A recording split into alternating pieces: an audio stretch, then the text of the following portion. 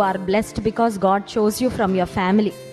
నీ కుటుంబానికి, నీ తరువాత తరాలకు దీవెనకరంగా ఉండడానికి, నీ కుటుంబంలో ఉన్న వారందరిలో దేవుడు నిన్ను మొదట ఎంపిక చేసుకున్నాడంటే నీవు నిజంగా ధన్యుడవు, ధన్యురాలివి. కానీ జ్ఞాపకం పెట్టుకోవాల్సింది ఏంటంటే, ఆ మొట్టమొదటి అడుగు వేసే వాళ్ళకి ఎప్పుడు కూడా చాలా సవాలు ఉంటుంది. ఎందుకంటే కొన్ని తరాల నుండి అపవిత్రాత్మ శక్తులు ఆ కుటుంబం మీద మరి పనిచేస్తూ ఉంటాయి. ఆ కుటుంబంలో ఇక నుండి అపవిత్రాత్మ శక్తులకు కానీ, సాతానును ఆరాధించే కొన్ని పరిస్థితులు కానీ ఉండవని వారి మీద దాడి కూడా చాలా ఎక్కువగా ఉంటుంది.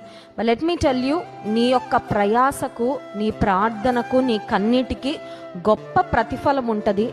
నీవు దేవుని కొరకు తీసుకున్న నిర్ణయానికి you are going to impact your coming generations. నీ తరువాత తరాలన్నీ కూడా ఒక అబ్రహాము అన్ని తరాలకు దీవెనకరంగా ఉన్నట్లు, నీ తరువాత తరాలన్నిటికీ నీ కుటుంబంలో మొట్టమొదటి విశ్వాసిగా ఉన్న నీవు దీవెన అని గుర్తుపెట్టుకో.